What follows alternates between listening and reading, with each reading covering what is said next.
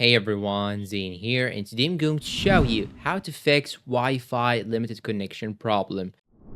Now, you may face this problem when you try to open Facebook, YouTube, or any other devices, and there are several ways that you can do in order to fix this issue. First, you can simply try to restart your phone. So hold on the power button, then choose restart or reboot, and after that, you can try and see if this issue is fixed or not. The second method is simply go and hold on your Wi-Fi, turn it off, then turn it on again, and after that, you can open the Wi-Fi that you are connected to, then scroll down till you find here this option, forget network. Then you should click on forget network, click on OK, and after that you can simply try to reconnect to this network again. Now, once you have typed the password and reconnected, you can now try the application that has the issue in. Let's say that I'm gonna open YouTube, for example, and it will open with you properly without any issues. And the last solution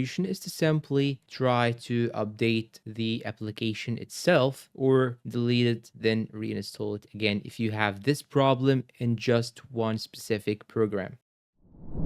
And that's all for today. If you find this video helpful, please don't forget to support us with like, subscribe to the channel, leave us a good comment, and share this video with your friends. Thanks for watching and see you in a new video.